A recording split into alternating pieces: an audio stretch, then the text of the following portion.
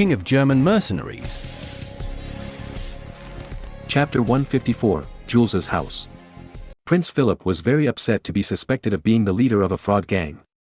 Fortunately, they brought their IDs with them when they went out to canvass for votes. Otherwise, Jules might have called the police and arrested them. But after believing Prince Philip's identity, Jules was shocked. What happened? How could my nephew become a baron? And have a fiefdom, but as the younger brother of a duke, Prince Philip would not tease him for no reason. So, Marin briefly introduced how he participated in the Italian War and plotted against King Charles VIII of France. What? That young hero Marin is you? At this time, Jules also reacted. As the political secretary of Memel City, he had indeed heard of Marin's deeds. Königsberg even sent a written message for the heads of various divisions to refer to. Jules had also read the document at the beginning. However, the document only mentioned Marin's first name, not his surname. Therefore, Jules would never associate the magical Marin with his nephew. People always have this mentality. If someone who has nothing to do with them achieves earth-shaking achievements, they will only sigh. But if someone they are familiar with suddenly does something earth-shaking, they often don't believe it at first. Because, when the person who suddenly became famous was in front of them before, they didn't think he was that great. But if this person suddenly does something big, not only do they not believe it at once, they may even have complex emotions of envy, jealousy and hatred. If it is an unrelated person, they don't have so many thoughts. Jules did not feel jealous or hateful towards Marin, but he could not believe it, because Marin also came from the ordinary Hoffman family, and like himself, he was also the second son and had no right of inheritance. If Marin became famous in one battle and was made a formal knight, he could accept it. But if he became famous in one battle and was suddenly made a baron with a fief, he couldn't accept it. Because this was beyond his imagination.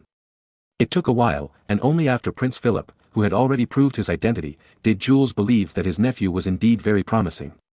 In fact, Marin's achievements surpassed those of the ancestors of the Hoffman family, and he officially became a hereditary noble. Come on, Marin, let's go to our uncle's house. Let's have a few drinks and celebrate this great event of our family. In his excitement, Jules forgot about Prince Philip. Prince Philip did not take it as an offense and simply cancelled today's visit plan and went back to the hotel first. Marin, with Con, Kohler, Saul and other close associates, went to Jules' home together. Jules led Marin and a few others, and after many twists and turns, they finally stopped in front of a shabby little house in the slums of the city of Memel. Jules seemed to have seen Marin's surprise at the shabby little house, so he explained, originally, my uncle also lived in a big house near the city hall. However, since your cousin John and your aunt fell ill, the family expenses were too high, so I sold the original big house and moved here. Marin remained silent. This situation is also very common in later generations. Someone has a serious disease such as leukemia, and the treatment costs hundreds of thousands. In desperation, the family has to sell the house to raise money for treatment. Similarly, Aunt Tana's herbs were all imported and expensive. Therefore, even though Uncle Jules was a high-income civil servant, he couldn't afford it and had to sell his house to raise medical expenses. The house was a bit crowded, so Marin asked the others to stay outside, and he took Kohler and followed his uncle inside. The house is very small, with only 3 small rooms. The front door leads to a small living room. To the west is the kitchen, and to the east is a bedroom. There is not much furniture in the house, it is extremely simple. When Uncle Jules opened the door and went in, a little boy in tattered clothes walked out of the east bedroom.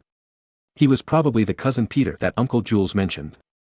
Cousin Peter was not very old, he looked about 10 years old, about the same age as Marin's brother Albert. But when Jules told him that Peter was already 12 years old, Marin was still surprised. 12 years old? Isn't that about the same age as Simon? But, he's much shorter than Simon. Simon? Big brother's other son? Yes. Marin introduced the family situation to Jules. Peter, because of the high medical expenses in the past few years, there is no spare money to buy him delicious food. Therefore, he doesn't eat well and grows a little thin. I feel very sorry for him, but there is nothing I can do. This is not a problem. As long as I am here, my cousin will never go hungry. Marin said confidently. Then, Jules took Marin and said hello to Aunt Tana who was lying in the east room. Aunt Tana's face was pale and she looked sick. When Marin said hello to her, she could only blink and hum weakly. After saying hello, Jules went to the kitchen to cook medicine. Marin looked at the herbs, and except for licorice, he didn't recognize any of the others. This was normal, as Marin was from southern China in his previous life. The herbs prescribed by the Mongolian doctors of the Golden Horde were basically adapted to local conditions and were produced in the steppes of Central and North Asia and the steppes of East Europe. Different geographical locations, different climates, and great species differences. Therefore, it was normal for Marin not to recognize herbs produced in Eastern Europe and Central and North Asia. While boiling the medicine, Jules talked to Marin. Jules said to Marin, "These medicines are relatively cheap. A pack like this only costs 30 pfennigs. You know, Marin, there is a medicine that looks like a long carrot with many roots. That's expensive. The lowest grade ones cost several gold coins for a small piece. In fact, the Mongolian doctor who prescribed medicine for me suggested that I use the radish with roots for your aunt every day. However, the medicine is too expensive and we can't afford it. A slightly higher quality one would cost dozens of gold coins, which is equivalent to my annual salary." "Are you talking about ginseng?" The long radish with many roots described by Jules sounded like ginseng to Marin. "Renshin?" "Yes, the pronunciation of Mongolian doctor seems to be very close to this, it should be ginseng. It is said that the medicine called ginseng was transported from the distant Mongolian homeland, and the transportation cost is extremely high. Moreover, it is not produced in the Mongolian homeland. It is said that it was collected by the barbarians, Jurchens, in the forest east of the Mongolian homeland. It is quite rare. It is extremely rare in Europe, so it is very expensive. The Mongolian doctor said that your aunt is in poor health and needs to eat a lot of ginseng radish for nourishment, but the price is very high. Moreover, she needs to eat it for a whole year. In a year, the cost of buying ginseng radish alone is estimated to be thousands of gold coins. Your uncle's salary is so high that I can't afford that kind of radish. Is it true that eating ginseng for a year will cure the disease?" Marin asked. "Maybe it's possible." Jules was not sure. "That's it. I'll send someone to the Golden Horde in a while to invite a few Mongolian doctors who are at the level of court doctors to come and give Aunt a thorough diagnosis and prescribe a new medicine. If you need that much ginseng, I'll cover the cost." "How can this be? Uncle knows that you are a baron. If it was 100 or 200 gold coins, I might ask you. But thousands of gold coins are too much. Uncle can't ask you for it." "What are you talking about? I, your nephew, am not short of money. A mere 1,000 gold coins is nothing," Marin said domineeringly. "But, don't say but, my aunt's life is more important." Since Marin said so, Jules said nothing more, because he really wanted his wife to recover. "Well, before finding a reliable Mongolian doctor, Uncle can't live too poorly, otherwise it will be embarrassing for Marin. Kohler, come here, bring some gold coins." Then, Marin grabbed a handful of gold coins, about 100 or so, and stuffed them into Jules' hands. "Here, buy some meat for Brother Peter, otherwise it will be bad if he doesn't grow tall. Also, I'll leave a horse for you. You are the political secretary of Memel City. What's wrong with not having a horse to ride?" "No, Marin, I can't take your things anymore. Uncle knows you are rich, but this is not the way to spend money. No reward without merit, this is the code of conduct for knights. I know, Uncle, this money is not given for free. In the future, I may want to start a business in the Teutonic Knight state, and I will need your help and care." "Oh. I see. By the way, what kind of business do you want to do in Teutonic, Salt, Hiss? This is a big business. In Prussia, without a strong backer, it is impossible to do this business safely. I, your uncle, have little influence and cannot be your backer." "I know, so I came here with Prince Philip." "Prince Philip? What is he doing here?" "Come to run for the Grand Master of the Teutonic Knights." Hiss, Yule was frightened. Chapter 155, Real Money vs. Empty Promises. After a few days of getting along with each other, Marin discovered that although his cheap uncle Jules was not a smooth-talking person, he had worked as a clerk for a long time, including doing some hard work in government affairs, which made Jules have solid skills in organization and coordination.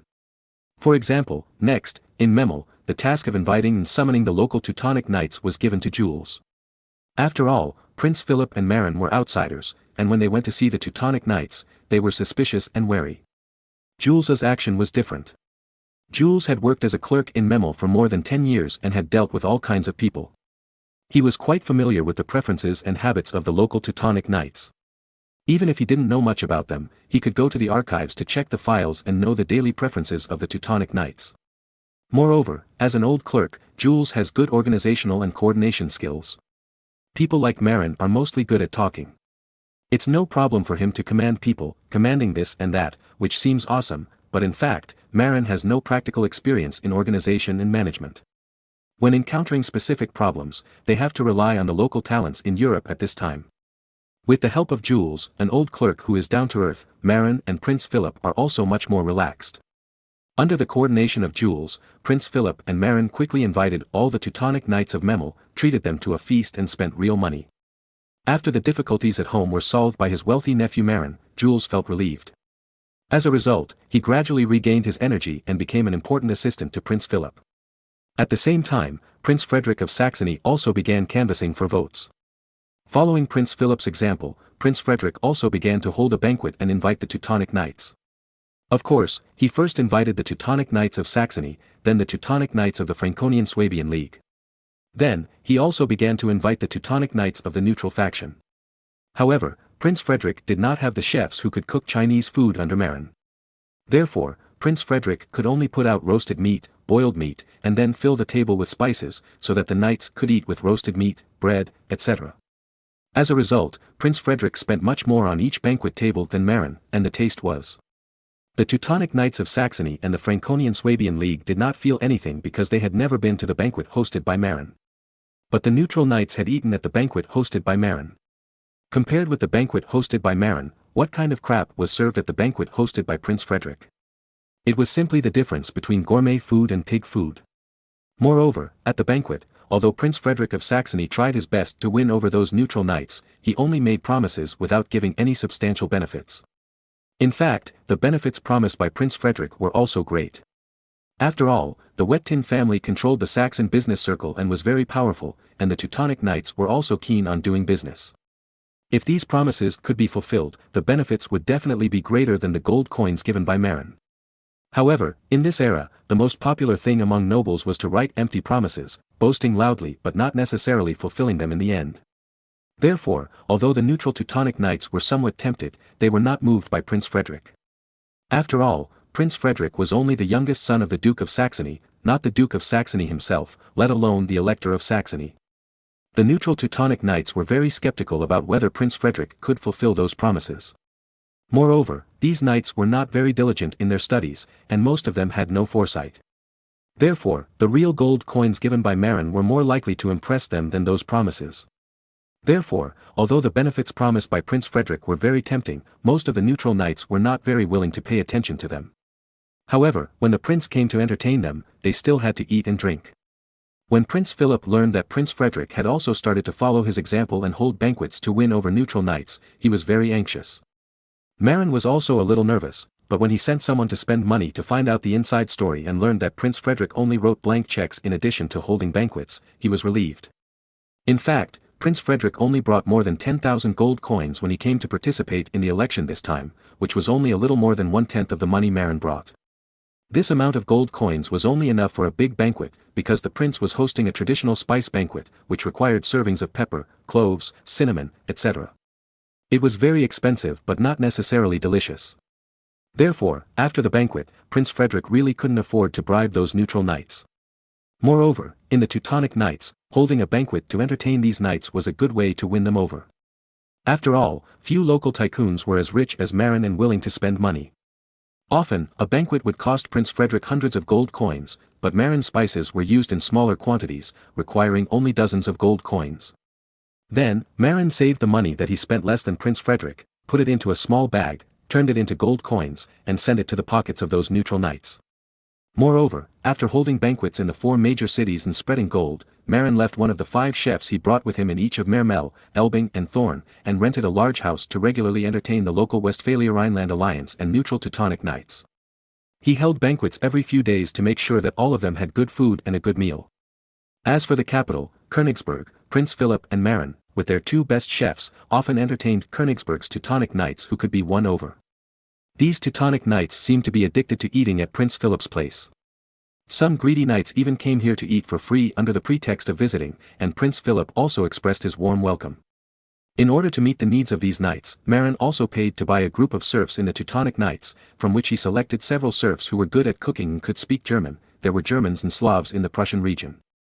But German was the national language of the Teutonic Knights, and they had ruled the local area for hundreds of years. Therefore, many people in the local area could speak German, and learn from the chefs brought by Marin to meet future needs. After a series of socializing, Marin gave at least 200 gold coins to each of the neutral knights who needed to be won over. He also gave at least 100 gold coins to each of the knights of the original Westphalia-Swabian alliance, which was real money. Prince Frederick spent a lot of money on banquets, but besides that, he made a lot of empty promises and wrote a lot of bad checks. But to these rough and crude knights who did not have a long-term vision, these blank checks were not as impressive as the actual gold coins. Moreover, Prince Philip is not incapable of writing blank checks. Under Marin's advice, he also made a lot of promises. On one side is just a blank check, and on the other side is real money plus some blank checks. As long as you are not really bad at math, you will know which one to choose. Moreover, Prince Philip's banquet was held every few days, allowing the Teutonic knights to eat and drink for free. Prince Frederick's banquet was not only not delicious, but also very expensive. The prince could not hold it every few days like Marin and his friends. Therefore, in terms of banquets, whether in quality or quantity, Prince Philip firmly overwhelmed Prince Frederick. The balance of the election gradually tilted towards Prince Philip. However, there were too many Teutonic knights from the Franconian-Swabian alliance and the Saxon system. If they fought hard, Prince Frederick might not be at a disadvantage, and the two sides seemed to be evenly matched. Moreover, those neutral knights might not all choose to support Prince Philip. Therefore, Marin began to think about how to resolve the numerical advantage of Prince Frederick. Chapter 156, Secretly Weakening the Opponent. The Teutonic Knights of Saxony and the Franconian-Swabian League were too numerous to count. Together they held 410 seats, half of the total number of Teutonic knights with voting rights. Moreover, Marin could not guarantee whether some of the other neutral knights would be pulled over. For this reason, Marin was considering not only to ensure his own votes, but also to destroy and reduce the other party's votes. This time, the election of the Grand Master of the Teutonic Knights attracted a lot of people. In addition to the two top candidates, Prince Frederick and Prince Philip, there are actually some knights or princes from other regions who meet the requirements and want to participate in the election. Note, the prince here does not refer only to the son of the king, but the son of the princes. The sons of all kings, dukes, marquises and earls who own autonomous territories can be called princes. Of course, the sons of lords below the earl cannot be called princes, because the level is not high enough.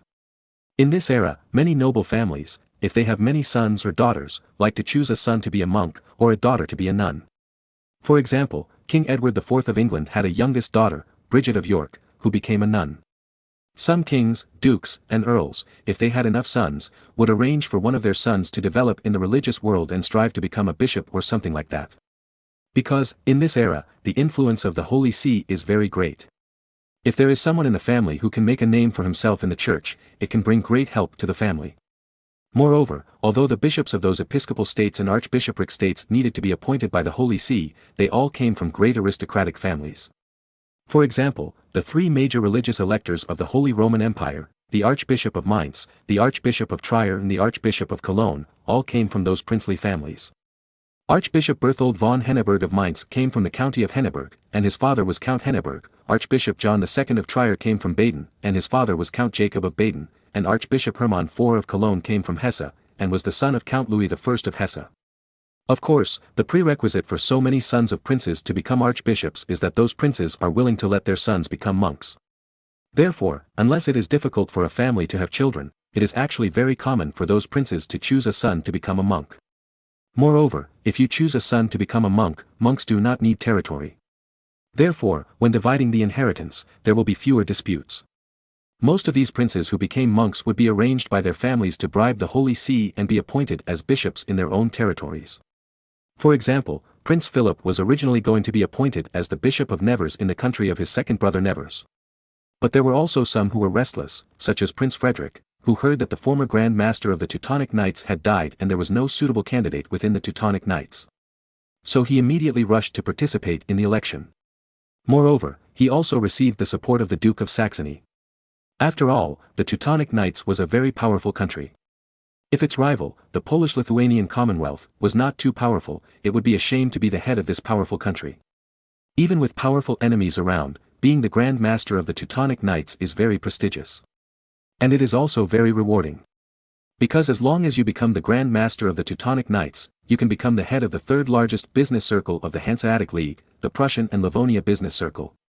As the head of a group, it would be no problem for him and his family to gain enough benefits in this third largest business district of the Hanseatic League.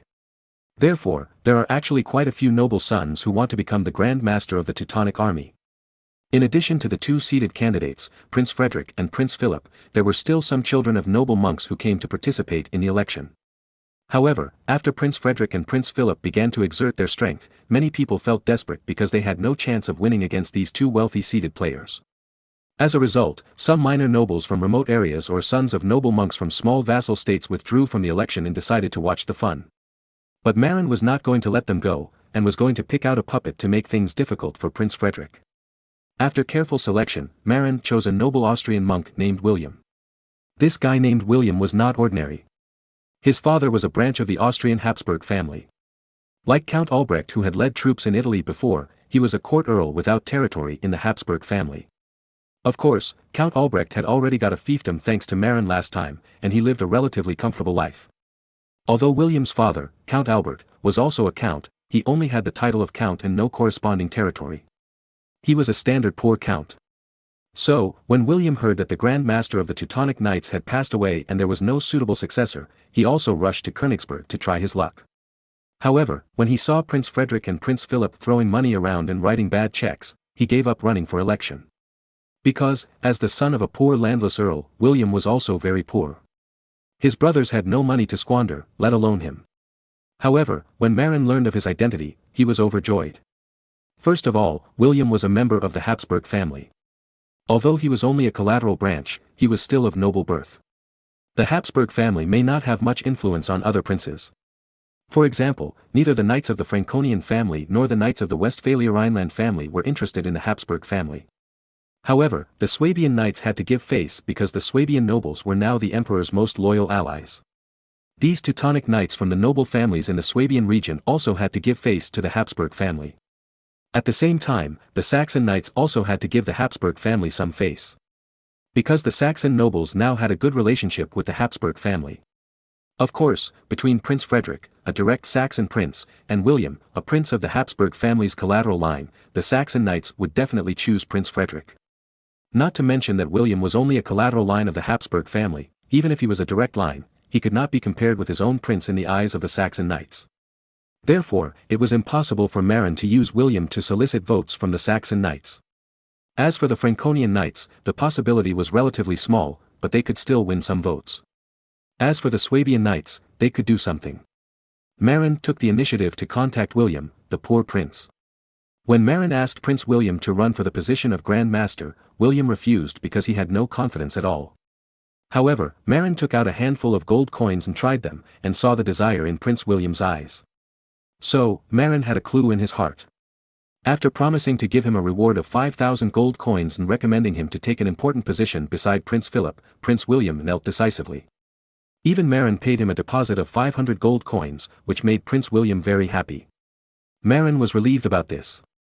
Afterwards, Marin asked Prince Philip for a few capable men to help Prince William hold the scene. Then, Marin asked Prince William to secretly invite the Swabian knights and the Franconian knights and offer a bag of gold coins as a bribe. In order to be more convincing, Marin, a professional with modern counterfeiting technology, forged a royal document based on the identity certificate issued by the emperor and signed by the emperor, stating the support given to William by the Habsburg family and requesting the knights of the Swabian family to support William more. William didn't dare to use the document at first, but Marin told him that as long as he didn't leave a copy for the knights, who the hell could prove that you had used this fake document? Moreover, as long as Prince Philip succeeds in becoming the Grand Master, he will certainly make use of William. Prince Philip also personally guaranteed this in person. As for the emperor blaming him afterwards, that's possible. After all, the Duke of Saxony is the emperor's ally. But so what? William was originally a member of the Habsburg family. Moreover, this time it was William's personal behavior, and the emperor could not blame his father and brother. As long as the task is completed, William does not have to go back and does not have to worry about being punished. Even if the task fails, Marin promises not to give him the 5,000 gold coins. Therefore, William can still live a good life. After making up his mind, William officially accepted Marin's employment, and began to secretly attack the Swabian knights and the Franconian knights with the fake emperor's documents and the gold coin bag provided by Marin.